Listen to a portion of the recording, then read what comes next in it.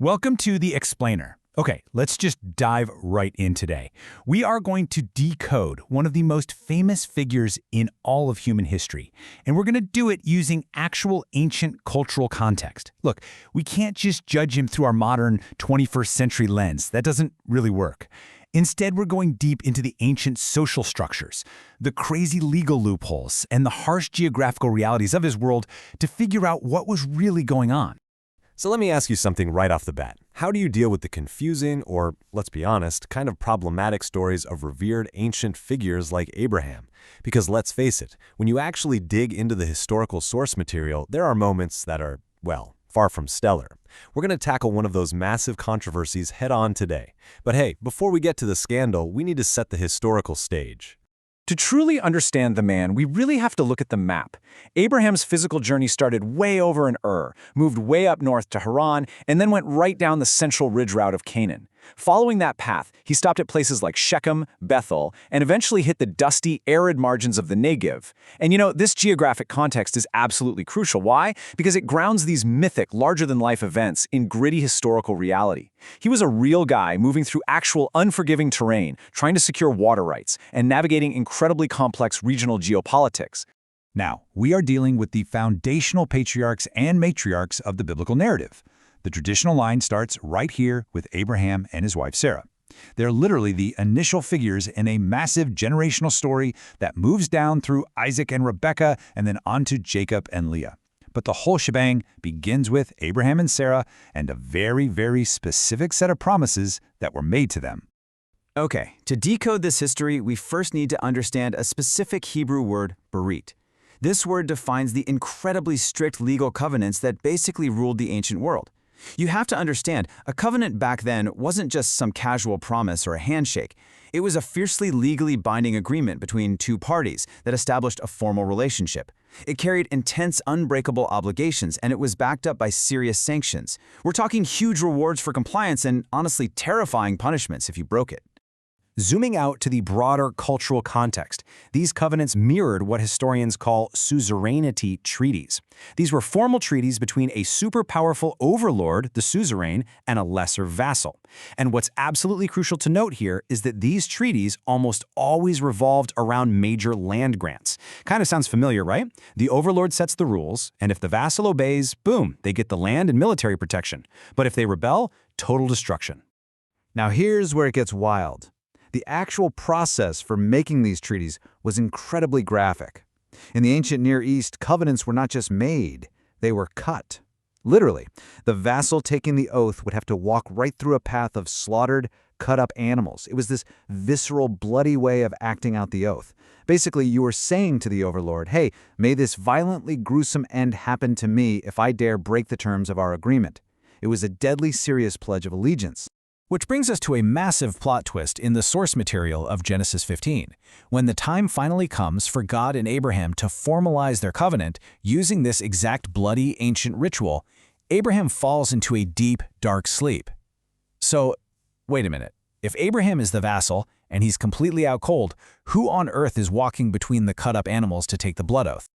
Well, this brilliantly illustrates a radical departure from ancient norms. The text actually notes it is God himself, represented by a smoking firepot and a blazing torch, passing between the pieces. As Old Testament scholar Dr. Elaine Phillips points out in our source material, God, the suzerain, actually assumes the ultimate risk and the violent curse of the vassal. It is a total, mind-bending inversion of the expected power dynamic in the ancient world. No overlord would ever do that. So let's see how this builds up with the escalating promises God makes to Abram. Remember, the guy is 75 years old when this really kicks off. He's commanded to be a blessing. And in return, he gets promised the land of Canaan for his offspring forever, and descendants as numerous as the dust of the earth and the stars in the sky. To put that into perspective, these are massive land and population grants that, it's definitely worth noting, still actively impact Middle Eastern geopolitics to this very day. To completely seal this covenant, we get this crucial translation reveal where their very identities are fundamentally changed.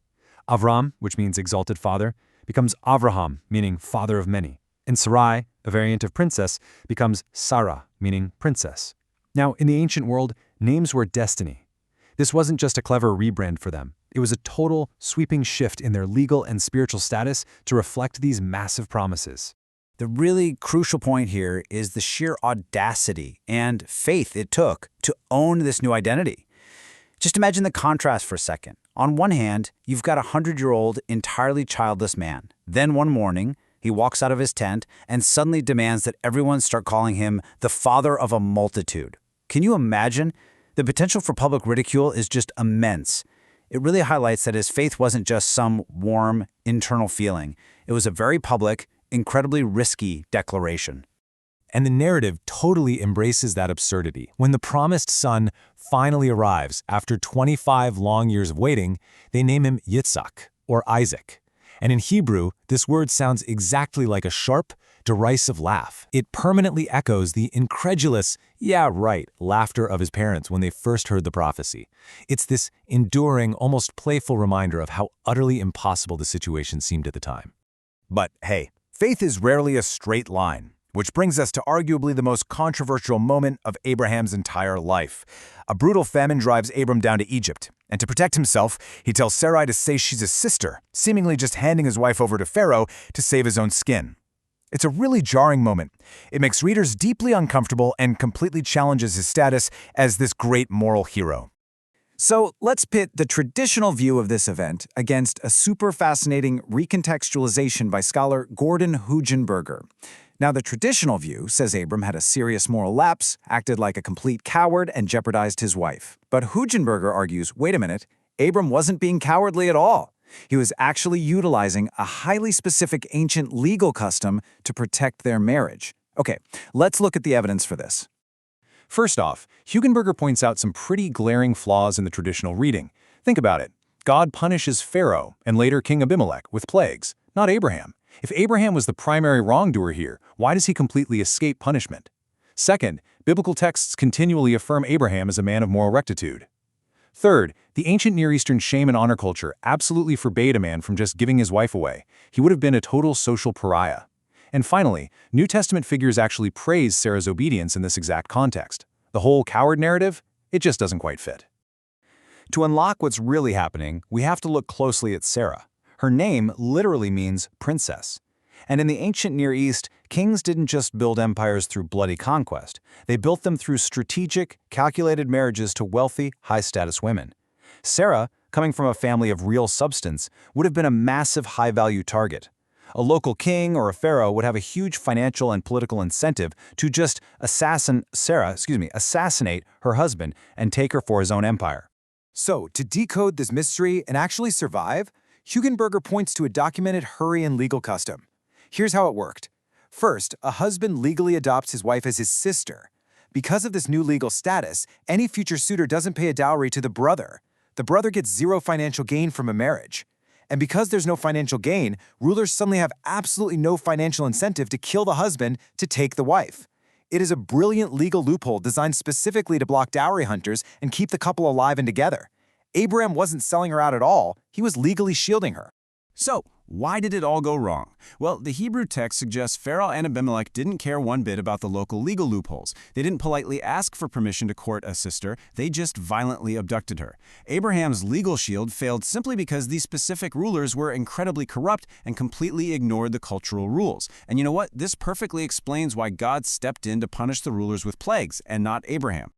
When you apply this ancient cultural lens, suddenly, the supposed coward becomes a strategic, fiercely devoted protector, and this perfectly aligns with the core definition of Abraham's faith across all the ancient texts.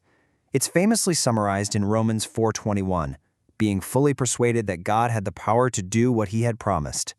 He completely trusted God, and he did his absolute best to protect his family using the available legal frameworks of his day. And that leaves us with this final thought for today. When we look at history without its proper context, heroes can look like villains, and brilliant strategies can look like cowardly mistakes. So, what other bizarre, confusing historical texts or ancient narratives are just waiting to make perfect sense once we finally discover the right cultural key to unlock them? Definitely keep that in mind the next time you're reading an ancient source. Thank you so much for exploring this fascinating history with us, and we'll see you on the next Explainer.